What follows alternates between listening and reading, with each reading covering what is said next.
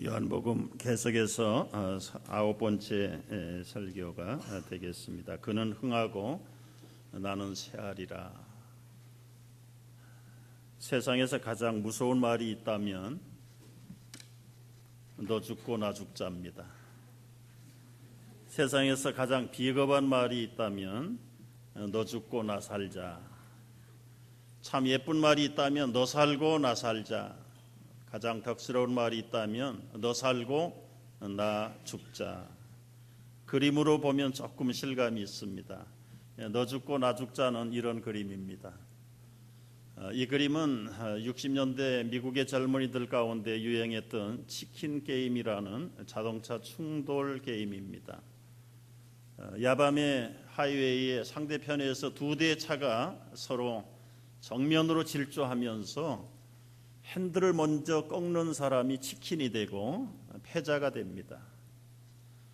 그리고 핸들을 꺾지 않는 사람은 영웅 대우를 받고 명예를 얻는다고 하는 젊은이들의 치킨 게임입니다. 만약에 두 사람 다 핸들을 꺾지 않으면 어떻게 될까요? 그들은 사망 내지는 살아도 평생 불구의 몸으로 불행한 인생을 산다고 합니다. 참 무시무시하고 치사한 게임이 있죠. 너 죽고 나 살자 그림을 보십시오. 추위를 피하기 위해서 얼음 위에다가 모닥불을 피고 있는 사람들의 모습입니다. 잠시 추위를 견디지 못해서 얼음 위에 모닥불을 피는 것은 자기들의 무덤을 스스로 파는 것입니다. 세상에 너는 죽고 나 혼자 산다는 것은 있을 수 없는 것입니다. 살아도 함께 살고 죽어도 같이 죽어야 되는 것인데 너 죽고 나 살자는 말은 가장 비겁한 말 가운데 하나입니다. 너 살고 나 살자, 이거는 서로 윈윈하는 게임입니다. 나란히 가는 것입니다. 손에 손을 잡고 아름다운 세상을 만드는 것입니다. 너 살고 나 죽자는 가장 성스러운 말입니다. 비록 작은 씨알이지만은 땅에 떨어져 내가 죽어서 네가 좋을 수 있다면 나는 얼마든지 그 길을 가겠다는 것이 부모의 참마음이고 예수님의 삶이었습니다. 하늘의 밀이 땅에 떨어져 죽지 아니하면 하늘 그대로 있고 죽으면 많은 열매를 맺을 것이라고 말씀하셨습니다. 욕심이 많은 세상에 어떻게 이렇게 남을 위해서 죽는 삶이 있을 수 있는가? 여기 있습니다. 세례 요한의 삶이 바로 주는 흥하고 나는 쇠하겠다는 고백의 삶이 세례 요한의 삶이었습니다. 세례 요한은 어떤 사람입니까? 여자가 낳은 자 중에 가장 큰 사람이었습니다. 세례 요한은 당대의 최고의 존경과 그리고 인기를 한 몸에 받았던 슈퍼스타였습니다. 세례 요한은 말라기 선지자 이후에 400년 후에 마지막으로 나타난 구약의 최후의 선지자였고 동시에 신약시대가 열리면서 최초의 선지자로 기록된 사람입니다. 예수님의 길을 준비하기 위해서 메신저로 나타난 사람이었고 광야에서 그는 경건하게 겸손하게 살았던 사람입니다. 권세를 두려워하지 아니하고 불의 앞에 타협하지 아니하고 자기의 생명을 내놓고 살았던 정의의 사도였기도 합니다. 예수님은 흥하고 자기는 쇠하여야 하리라는 이 겸손한 고백을 삶으로 보여주었던 사도였습니다. 성경은 세상에 사는 법을 반대로 가르칩니다. 세상에서 흥하려면 많이 가져야 합니다. 물질도 학벌도 재능도 많을수록 좋은 것이 세상의 성공의 지름길입니다. 그러나 성경은 내가 흥하려고 하면 망해야 된다고 말합니다. 내가 높아지려면 낮아져야 된다고 말합니다. 내가 얻으려면 잃어버려야 할 것이고 내가 살려면 죽어야 된다고 가르쳐주고 있습니다. 이 진리를 역선적인 진리라고 말합니다. 주님이 흥하고 내가 세워할 수 있는 비결 삶을 어떻게 해야 할 것입니까? 오늘 우리의 믿음의 선배인 세례 요한의 삶을 통해서 우리는 배워야 합니다. 주님이 흥하고 내가 쇠하기 위해서는 첫 번째는 그리스도를 대신해서 우리는 살아야 합니다. 22절은 그 후에 예수께서 제자들과 유대 땅으로 가사 거기서 함께 유하시며 세례를 베푸시더라고 말씀합니다. 여기 유념해 봐야 될 단어가 함께입니다. 여러분 22절을 보면서 퀴즈 1번 문제가 나갑니다. 이 구절을 보시면서 예수님께서 이 지상 사역을 하시는 가운데 친히 세례를 베푸셨는지요? 그게 문제입니다. 예스입니까? 노입니까? 이 구절만 보면은 아마 예스라고 말할 수 있습니다. 그러나 4장 2절을 보면은 이렇게 되어 있습니다. 예수께서 친히 세례를 베풀지 않았습니다. 제자들이 베푼 것입니다. 아까 22절에 함께라는 단어와 이 제자들이 베풀었다는 단어를 연결해 보면 한 가지 원칙을 발견하게 되는 것입니다. 예수님은 직접 세례를 베풀지 않았습니다. 그와 함께 있는 제자들이 베풀었습니다. 제자들은 힘이 없는 사람이고 능력이 없는 사람들이고 무능한 사람입니다. 그럼에도 불구하고 예수님과 함께 함으로 예수님이 하신 일이 제자들이 대신할 수 있다는 것이었습니다. 여기에 대신의 원리가 나오는 것입니다. 그리스도와 대신해서 사역하는 특권을 주님의 제자들에게 성도들에게 부여해 주셨다는 사실을 우리는 놓치지면 안 됩니다. 고린도후서 5장 20절에 보면 이런 말씀이 있습니다. 같이 읽어보겠습니다.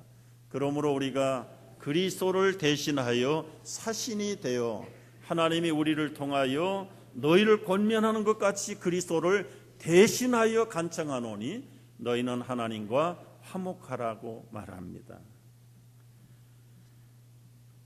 그리스도인들은 그리스도를 대신하는 권위를 가진 사람들입니다.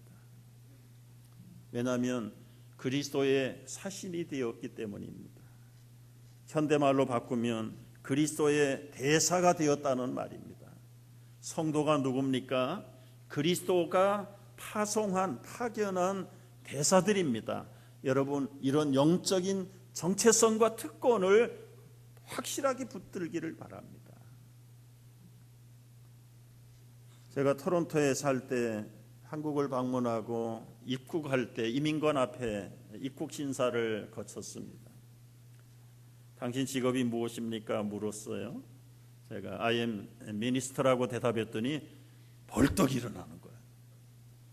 그러면서 금세 VIP 룸으로 안내할 기세입니다. 그러면서 한마디 물어보는 거예요. 어느 부서의 장관이신가요? I am church minister 하니까 그 자리에 펄썩 주저앉아 버리더라고요. 세상 사람들은 대사를 존중합니다. 신앙이 없는 사람들은 단지 그리스도의 대사가 누군지 몰라서 제대로 두려워하지 않을 수도 있습니다. 그러나 세상이 여러분을 대접하지 않아도 우리가 대사, 그리스도의 대사라는 사실을 분명하게 붙들기를 바랍니다. 여러분, 대사는 어떤 사람입니까? 자신의 영익을 위해서 파송된 사람이 아닙니다. 자기를 파견한 국가의 권익을 위해서 국가의 권세를 대신해서 행사하는 사람이 대사인 것입니다. 우리를 그리스도의 대사로 파견할 때 그리스도의 능력과 권세와 그분의 전능하심을 함께 부여해 주었다는 영적인 정체성을 여러분들이 분명히 갖기를 바랍니다. 기도를 분석해 보면 더 분명해집니다. 우리는 감히 하나님 앞에 나올 수 없는 존재들입니다. 하나님과 우리는 너무 극과 극으로 단절되어 있던 사람들입니다. 죄악으로 말미암아 도저히 기도를 들릴 수도 없고 그분의 메시지를 들을 수도 없는 사람들입니다. 그런데 그리스도의 이름으로 기도할 때, 그리스도의 이름으로 아버지 앞에 나아갈 때는 막힘이 없습니다. 거침이 없습니다. 그리스도의 이름으로 기도한다는 한마디의 특권을 고백하게 될 때 우리는 그리스도의 대사인 것이 분명해지는 것입니다. 여러분, 나는 크리스찬입니다. 나는 예수를 믿습니다. 이 고백이 쉽습니까? 어렵습니까? 여러분이 속으로 대답을 해보십시오. 혼자서 믿고 고백한다는 것은 어렵지 않습니다. 아주 쉽습니다.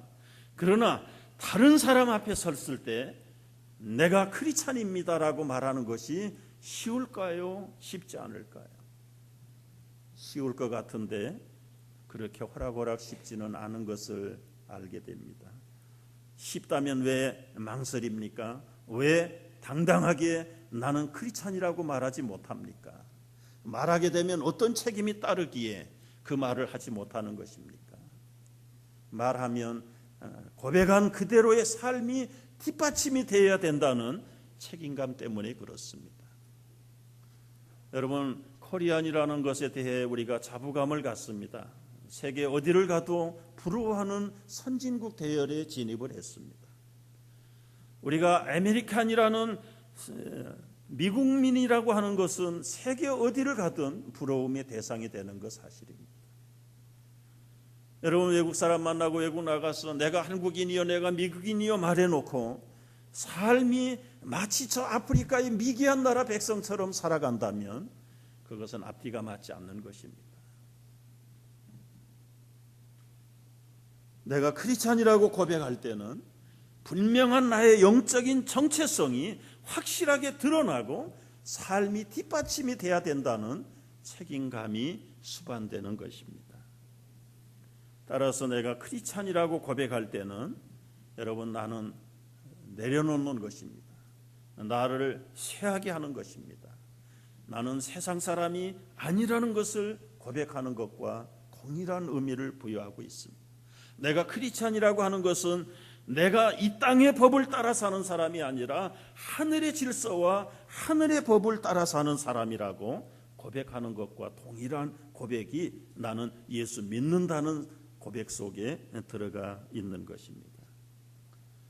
여러분, 내가 아무 데에 가서 아무 사람에게 나는 예수 믿는 사람입니다라고 고백하는 것은 다시는 내가 육적으로 살지 않는다는 고백입니다. 내가 세상적으로 따라 살지 않는다는 자기 부인에 대한 고백의 표현이 나는 예수 믿는다는 사람의 고백인 것입니다. 내가 예수를 믿는다는 것은 이제는 나의 모든 꿈과 야망은, 개인적인 것은 포기했다는 뜻입니다. 전적으로 주님을 따라가겠다는 고백이 예수 믿는다라는 고백 속에 부여되어 있습니다. 내가 새할 때 주님은 흥할 것입니다. 내가 내 인생의 주인공 노릇을 할 때 주님은 영광을 받지 못할 것입니다. 주님이 흥하고 내가 새해야 합니다. 어떻게 해야 합니까? 환경이나 업적의 구애를 받지 말고 사역해야 합니다. 23절에 보면 한번 읽습니다. 요한도 살렘 가까운 에논에서 세례를 베푸니 거기 물이 많음이라. 그러므로 사람들이 와서 세례를 받더라. 조금 해석이 필요합니다. 요한이 처음 공생애를 시작할 때요, 이스라엘은 보통 30세가 돼야 공적인 삶을 시작을 했습니다. 예수님도 30세부터 공적인 삶을 사죠. 세례 요한은 예수님보다 6개월 먼저 출생한 사람입니다. 여러분, 세례 요한이 어떤 사람입니까? 여자가 낳은 자 중에 가장 큰 사람이었습니다. 이제 공적인 삶을 살 때 그가 어디에서 시작을 했습니까? 마태복음 3장을 보면 유다 광야에서 세례를 전파했다고 말합니다. 광야가 어떤 곳입니까? 여러분, 광야를 가보셨나요?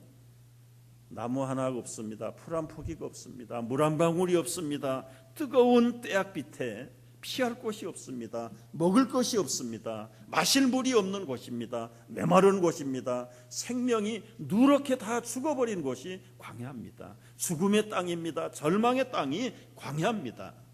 그 세례 요한이 이 유다 광야에서 세례를 전파했다고 말합니다. 용기가 없어서 사람이 없는 곳에 가서 그는 세례를 전파했을까요? 그거 아닙니다. 자신을 갈고 닦은 것입니다. 열악한 곳에서 자기는 믿음으로 자기의 공생애를 기다리고 거기에서 출발을 시작을 했습니다. 그렇게 복음을 전하던 곳, 세례를 베풀던 그 광야가 아까 말씀 속에는 23절에 살렘 가까운 에논에서 세례를 베풀었다고 말합니다. 거기 물이 많았다고 말합니다. 여러분 지금 얼핏 보면 광야에서 그 살렘으로 에논 지역으로 그의 사역지를 옮긴 것처럼 잘못 이해할 수가 있습니다. 그러나 그렇지 않습니다. 무슨 말씀을 우리가 이해해야 되는 줄 아세요?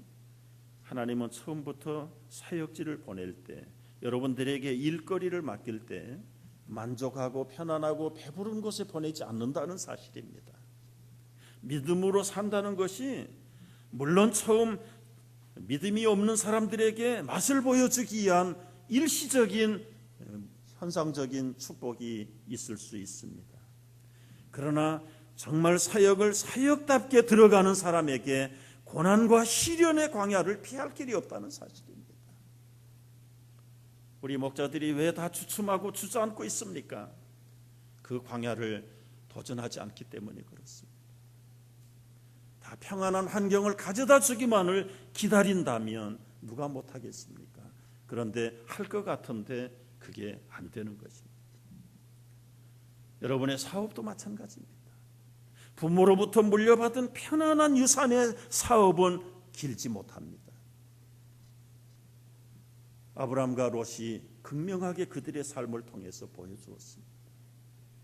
물이 넉넉하고 초지가 풍성한 요단뜰을 택했던 롯은 결국은 세상에 타협하고 빠졌습니다.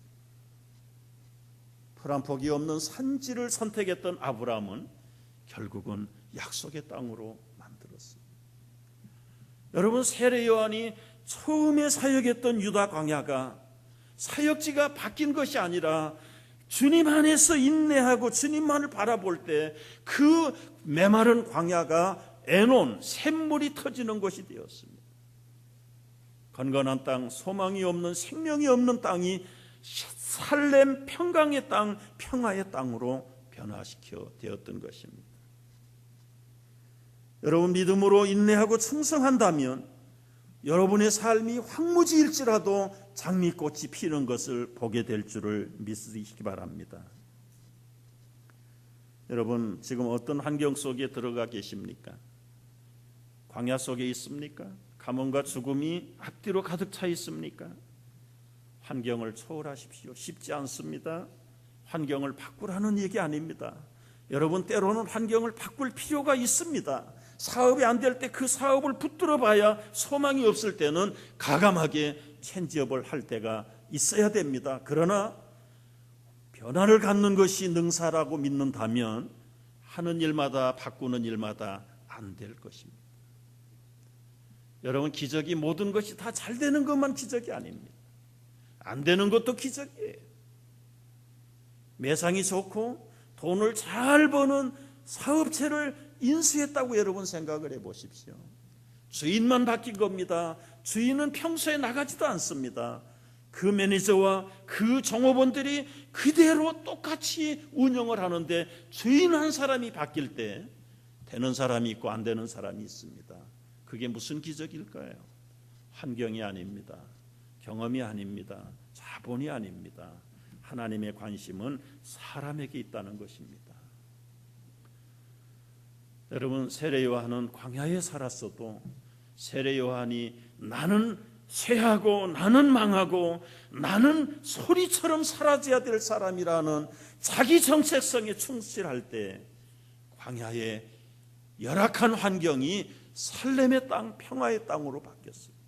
물이 없는 건건한 광야길이 에논이라는 샘의 근원으로 터져버리게 된 것입니다.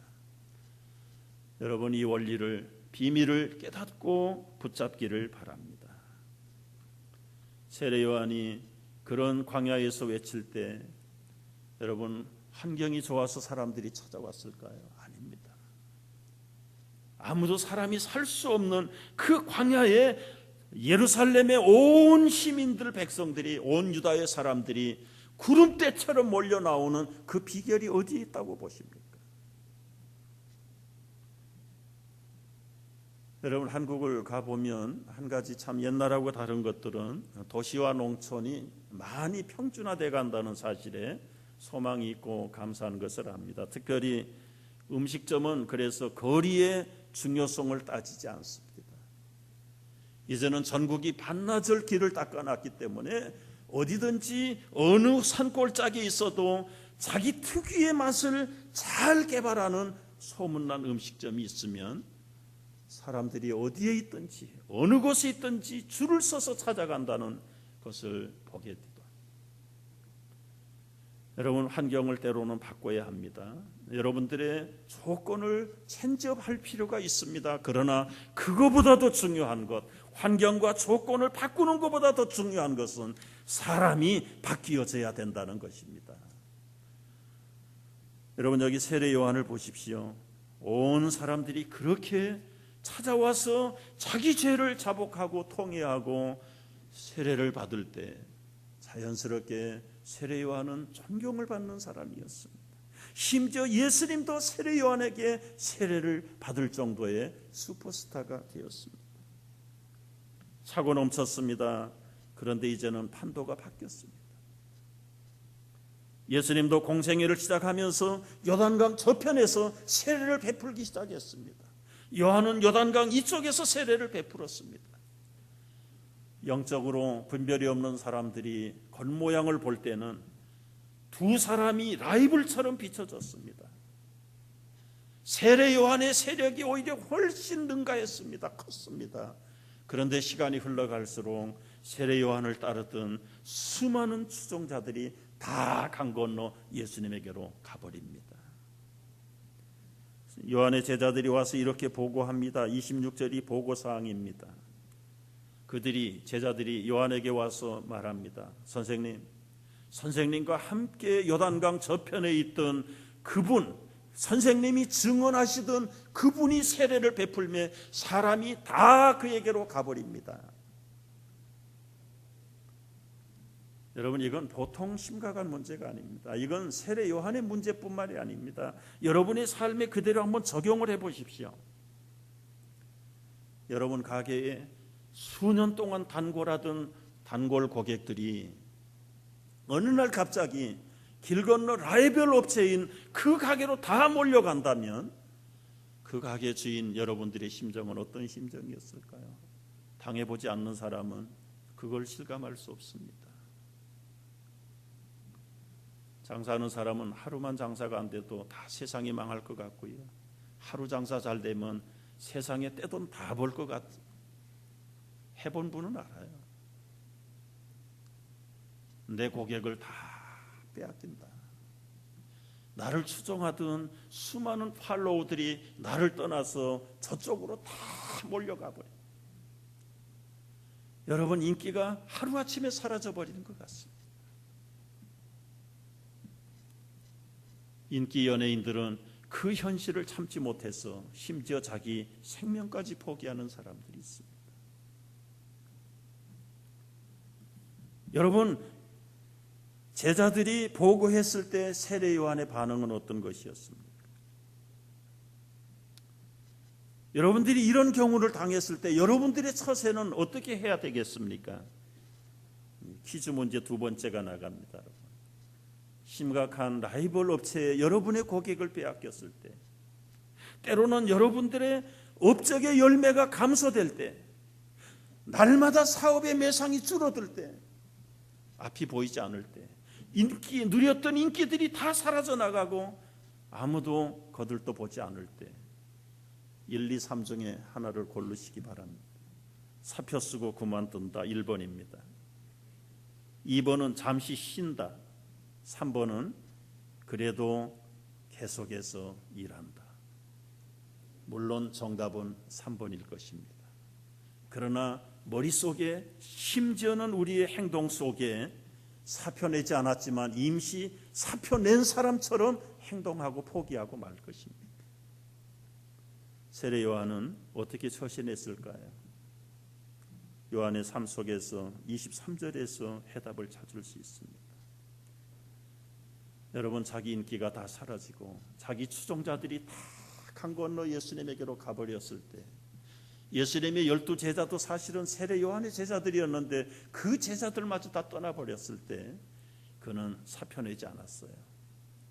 자기는 예수님의 길을 예비하는 사람이라 이제 됐다, 내 임무는 여기서 끝났다, 그리고 세례를 주는 것을 포기하지 않았어요. 여러분, 그는 본질에 충실하게 최후까지 갔지만 그는 자기 스스로 사표를 내거나 일의 중단을 선포하거나 하지 않았습니다. 최후의 순간까지 요한도 살렘에 가까운 에논에서 세례를 베풀었다. 베풀었다는 말은 계속 미완료입니다. 헤롯에게 잡혀서 참수를 당하는 순간까지 그는 자신에게 부여해 준 회개의 세례를 전파했던 것입니다. 여러분, 갈라디아 6장 9절은 우리에게 이렇게 권면합니다. 다 같이 읽어볼까요?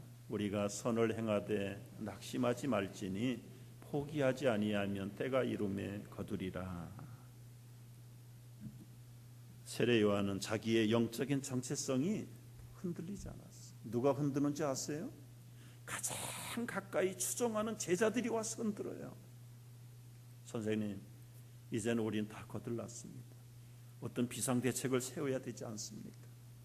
지금 저 교회는 잘 되는데 우리 교회는 쪼그라들고 있습니다. 우리의 사업이 다 망해가는데 사장님, 어떤 비상대책이 있어야 되지 않습니까? 여러분, 그걸 얘기하는 사람이 누구예요? 가장 신뢰받고 가장 친근한 제자들입니다. 겉으로 볼 때는 제자들인데 영적으로 볼 때는 사탄이 뿔 달리고 검은 만도 입고 나타나는 것이야. 가장 가까이 있는 제자들을 통해서 요한의 정체성을 흔들었던 것처럼 여러분의 정체성을 흔드는 사람이 누군 줄 아세요? 뿔 달린 마귀가 아닙니다. 삼지창을 들고 나타난 귀신이 아니라 가장 가까이 있는 여러분들의 이웃일 수 있어요. 가장 가까이 있는 여러분의 자녀일 수 있고 친구들을 통해서 우리의 영적인 정체성을 흔들어 보는 거예요. 여러분, 분별력이 없는 사람은 거기에 속기 쉽습니다. 넘어가기 쉽습니다. 너도 자존심이 있잖아, 너도 체면이 있잖아, 왕년의 슈퍼스타가 지금 그렇게 거들이 나고 있는데 그래도 너는 거기에 매진할 거야. 여러분, 참 현실적인 문제예요. 사람들은 절망하거나 어떤 인간적인 대책을 세울 것입니다. 그러나 세례 요한은 아무리 가까운 제자들을 통해서 자신의 정체성을 흔들어도 움직이지 않았습니다. 포기하지 않았습니다. 자신의 분수에 맞도록 그 자리를 지켰습니다. 정말 내가 쇠하고 주님이 흥하기를 원한다면 여러분, 세 번째는 자신의 분수에 맞도록 사역해야 한다는 것이죠. 제자들이 그렇게 흔드는데 요한의 대답은 무엇이었습니까? 27절입니다. 같이 읽어보겠습니다. 요한이 대답하여 이르되 만일 하늘에서 주신 바 아니면 사람이 아무것도 받을 수 없느니라. 흥하게 하시는 분도 주님이시고 때로는 망하게 하시는 것도 주님이라는 사실을 세례 요한은 고백하는 거예요. 하나님의 주권을 인정하는 것이에요. 여러분, 아무리 우리가 날고 뛰어도 하나님이 주시지 않으면 할 수 없습니다. 세례 요한이라도 하나님이 주시지 않으면 할 수 없다는 사실을 그대로 인정하는 거예요. 자신은 처음부터 조연 배우였지 주인공이 아니라고 그는 천명했던 사람입니다. 나는 신랑이 아니다. 내 뒤에 오시는 어린 양이신 저분이 메시아다. 여러분, 환경은 요한을 착각하게 만들 수도 있었어요. 온 예루살렘 백성들이, 유다 백성들이 떼를 몰려서 그리스도인 것처럼 세례 요한을 찾아 나왔을 때 아마 정신을 차리지 않았으면 세례 요한도 헷가닥 자기 혼란에 빠질 뻔했습니다. 그러나 어떤 경우라도 사람들이 구름대처럼 몰려올지라도 다 썰물처럼 쏠림 현상으로 빠져나갔을지라도 그는 자만하지도 교만하지도 낙심하지도 않고 나는 처음부터 조연 배우다. 나는 처음부터 그림자다. 나는 신랑이 아니라 신랑의 길을 예비하러 온 심부름꾼이라는 사실에 대해서는 조금도 여동하지 않았습니다. 여러분, 자신의 믿음을 지키는 것이 여간 쉽지 않습니다. 특별히 믿음의 결단이 필요하고 의지가 강한 사람 지켜나갑니다. 그런데 흔들릴 때가 언제인 줄 아십니까? 천진만한 자녀들이 눈물을 흘리면서 애걸복걸할 때는 강직한 아빠도 엄마도 흔들리게 돼 있습니다. 강철 같은 남편의 결단, 믿음의 의지도 아내의 한두 눈물을 통해서 흔들리는 경우가 있습니다. 여러분, 아내가 잘못일까요? 어린아이들의 그 눈물이 잘못일까요? 아니요. 때로는 우리 집안의 가족들이 원수의 이용물이 된다는 사실도 예수님이 말씀해 주셨던 것입니다. 그럴수록 여러분, 세례 요한은 요지부동이었어요. 28절을 보십시오. 내가 말한 바 나는 그리스도가 아니다. 메시아 앞에 보냄을 받은 자라. 너희들이 이것을 증거할 사람들이 너희들인데 심지어 증거해야 될 제자들마저 본질을 파악하지 못하고 내 마음을 흔들어 나는 그래도 요지부동이라고 고백하고 있습니다. 여러분, 사람들은 자기 분수를 모릅니다. 어려울 때의 처지를 몰라요. 올챙이 시절을 잊어버려요. 조금만 있으면 자신이 다 된 것처럼 착각하고 삽니다. 세례 요한은 여자 중에 남자 중에 가장 큰 자였습니다. 현실적으로 엄청난 인기와 존경을 받았던 사람입니다. 그럼에도 불구하고 그는 휩쓸리지 않았습니다.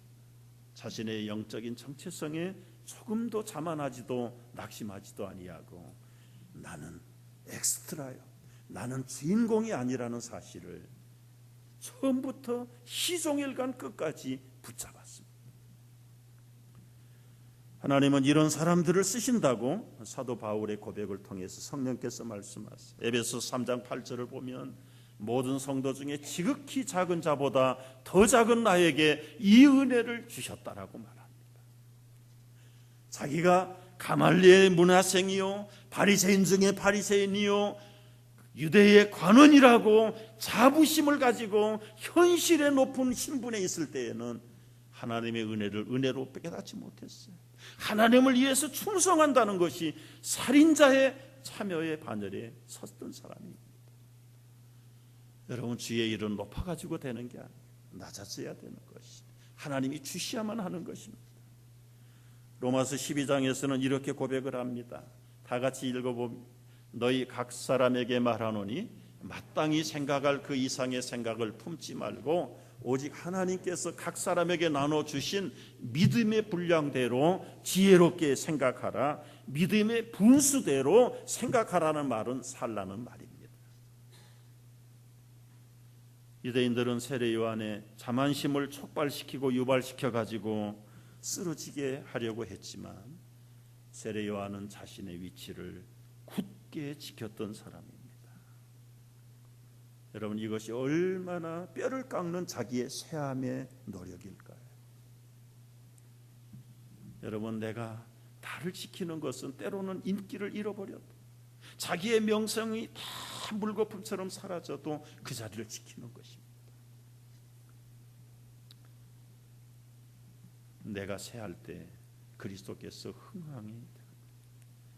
마지막 네 번째는 주님을 흥왕해 하고 내가 쇠하게 되는 것은 그리스도 중심으로 희생하면서 사역을 할 때 일어나는 것입니다. 29절 말씀을 보십시오. 신부를 취하는 자는 신랑입니다. 서서 신랑의 음성을 듣는 친구가 크게 기뻐한다. 여러분, 결혼식에 가서 주의할 게 있어요. 우리 남자든 여자든 적어도 그날은 신랑 신부보다 더 화려하게 차려입고 가서는 안 됩니다. 우리 여성들 좀 그 생각하지 못하는 부분들이 많아요. 최대한의 멋을 내는 건 좋으나 여러분, 신부는 신부를 빛나게 해야 되는 날, 신랑을 돋보이게 해야 하는 날. 그날 주인공은 하객이 아닙니다. 신부의 친구가 아니고 신랑의 친구가 아니라 신랑과 신부가 그날의 주인공입니다. 세례 요한은 그걸 알았어요. 외견적으로 보면, 나이로 보면 예수님의 사촌 형님입니다. 여자 중에, 낳은 자 중에 가장 위대한 자입니다. 현실에 수많은 추종자들이 있었습니다. 그러나 세례 요한은 자신이 주인공이 아니라는 사실을, 나는 신랑이 아니다, 날마다 서서 신랑의 음성을 듣는 친구다, 친구. 그걸로 인해서 나는 기쁨이 충만하다.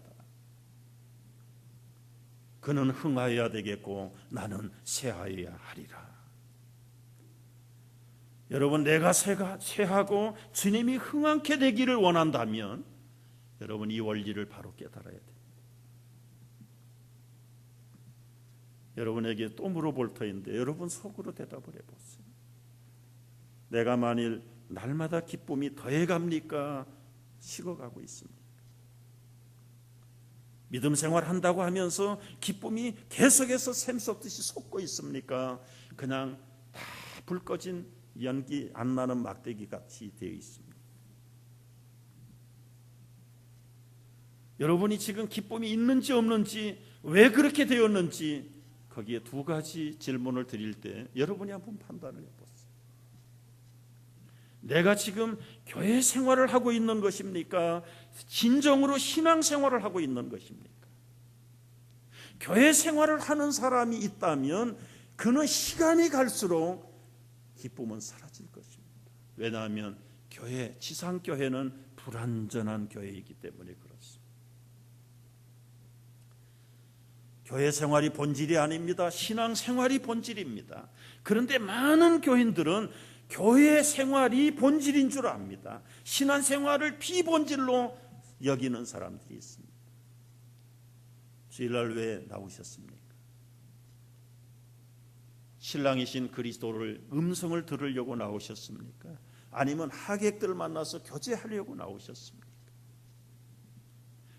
결혼식에 가서 신랑 신부를 만나지 아니하고 하객들만 만나다가 돌아오는 것은 사실은 변질된 현대의 결혼의 풍습입니다. 결혼은 신랑이 최고의 날이고 신부가 최고의 날입니다. 요한처럼 엑스트라로 부름을 받은 사람들은 서서 날마다 신부의 음성을 듣는 그 기쁨, 그 친구가 되었다는 음성을 듣는다는 그 기쁨으로 충만하게 사는 것이 신앙생활의 비밀을 깨닫는 자들입니다. 여러분, 영국 속담, 교회 속담에 교회를 가까이 하는 자는 하나님에게서 멀어진다고 그랬습니다. 왜요? 말씀드린 대로 교회는 불완전한 사람들의 집합체입니다. 사람들을 만나면 만날수록 불완전한 것만 드러날 것입니다. 그러나 주님을 만나면 불완전이 완전으로 변화될 것입니다. 우리의 본질은 신앙생활에 힘써야 합니다. 교회 생활은 신앙생활을 수반하기 위한 비본질입니다. 그걸 바꾸지 않기를 바라요. 날마다 주님 앞에 서서 신랑이신 주님의 음성을 듣는 기쁨이 충만한 신랑의 친구들이 되시기를 바랍니다. 친구라는 단어는 무엇입니까? 비밀이 없다는 뜻입니다. 서로 의지가 된다는 뜻입니다. 요한은 그 신랑 예수 그리스도를 속속들이 알지만 뱃속에서부터 압니다. 성령이 충만해서 6개월 되었을 때 임신해서 찾아온 마리아의 배를 보면서 즐거워서 뛰놀았다고 했습니다. 그러나 그는 여러모로 앞서 있지만 결코 자신의 정체성을 넘어가지 않았습니다. 자신의 분수를 넘어가지 않았습니다. 신랑의 친구로서 그의 음성을 듣는 기쁨이 충만한 사람이 되었고, 내가 쇠함으로 그리스도가 흥하게 된다면 자기는 생명도 아까워하지 않는다. 정말 아름다운 덕스러운 사람으로 일생을 살았던 것입니다. 결론입니다. 여러분, 사람이 겸손하기를 원한다면 겸손에 노력하면 할수록 위선자가 된다는 것을 아십니까? 겸손하려고 하는 사람은 내 자신의 겸손을 잊어버리고 겸손한 그리스도를 바라보는데 겸손이 있습니다. 나는 마음이 온유하고 겸손하니 나의 멍에를 메고 내게 와서 배우라. 여러분, 겸손을 의식하고 겸손의 훈련과 노력을 하는 사람은 무의식 속에 위선자로 전락하게 됩니다. 그러나 진정으로 겸손의 실체가 되시는 주님을 바라다보고 주님을 사모할 때 우리도 알지 못하는 사이에 그날이 이르면 얼굴과 얼굴을 마주 대하며 그의 형상을 본받게 될 것이라는 말씀처럼 우리도 모르는 사이에 큰 바의 얼굴을 바라다 보다가 큰 바의 얼굴에 위인이 되었다는 전설처럼 우리는 주님을 바라보고 주님의 온유와 겸손을 바라보다가 어느 순간에 나도 주님을 닮아가 있다는 그때를 기다리고 사모하는 신실한 그리스도의 친구들, 신랑의 친구들이 되시기를 주의 이름으로 축복합니다. 이것이 나는 새하는 작업입니다. 내 체면을 내려놓는 것입니다. 내 인간적인 야망을 포기하는 것입니다. 그리고 내 안에 그리스도가 높임을 받게 되는 것입니다. 나는 흥하고 주는 흥하고 나는 새하겠다는 고백 속에 주님이 더 높아질 것이고 우리는 더 낮아지지만 궁극적으로는 하늘의 미랄이 될 것입니다.